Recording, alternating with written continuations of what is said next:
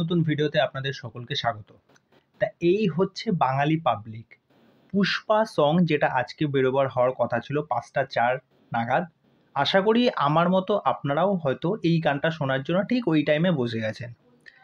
28 মিনিটে গানটা 2.5 লাখের ওপর, প্রায় 3 লাখের কাছাকাছি ভিউজ গেইন করেছে শুধুমাত্র 28 মিনিট, মানে এখনও আধা ঘন্টা। আমি ভিডিওটা করছি এই মুহূর্তে, কিন্তু হয়ে গেছে।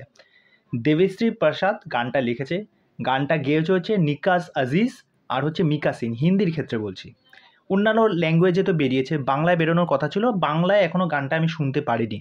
এবার চলে আসি গানটা কেমন লাগলো। দেখুন গানটা যেভাবে লিখেছে দেবশ্রী প্রসাদ, গানটা যেহেতু লিরিক্যাল ভিডিও, যেহেতু মোটামুটি 2 থেকে 3টে স্ট্যান্জার মধ্যে পুষ্পা সংটা কমপ্লিট করে দিয়েছে। গানটার মধ্যে যে ফিলটা আছে, ভাইব আছে, যে পুষ্পা পুষ্পা পুষ্পা পুষ্পা, যেরকম আল্লু অর্জুনকে যেভাবে প্রেজেন্ট করেছে, দেখুন এই স্টার এমনি এমনি তৈরি হয় না। আজকে আল্লু অর্জুনের মতো এই যে নায়ক, তাকে আজকে স্টারে পরিণত করেছে কে? আজকে মানুষজন যখন দেখছে এই একটা আইকনিক ক্যারেক্টার পুষ্পা হয়ে গেছে, কিভাবে? তার ডায়লগ ডেলিভারি, তার সোয়াগ, তার স্টাইল। আল্লু অর্জুন বরাবরই একজন স্টাইলিস্ট একজন নায়ক। আজকে দেখুন এই লোকটা কি করছে।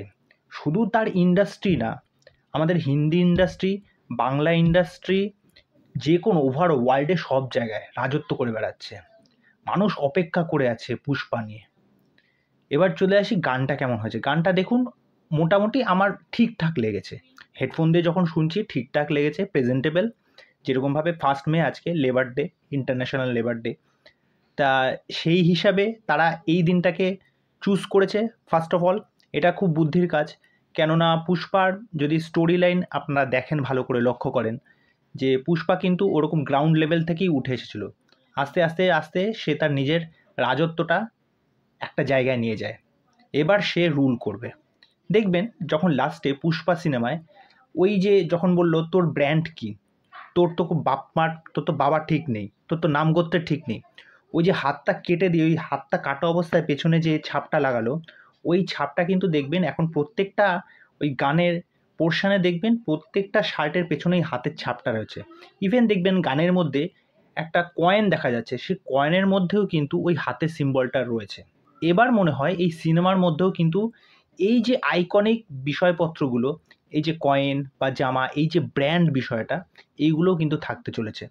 তা ওভারঅল গানটা ঠিকঠাক, মোটামুটি, আমি বলবো না যে খুব একটা হাইফাই, ঠিক আছে। কিন্তু যেহেতু ওই যে বললাম যে আজকে মানে নায়ক সে স্টারে পরিণত হয়েছে, তাকে দেখবার জন্য বা শুনবার জন্য লোকে ছুটে আসবেই, এটা অস্বীকার করার কোনো জায়গা নেই। তা যাই হোক, চলুন আজকের ভিডিও এইখানেই শেষ করলাম। পরবর্তী ভিডিওতে আবার দেখা হচ্ছে।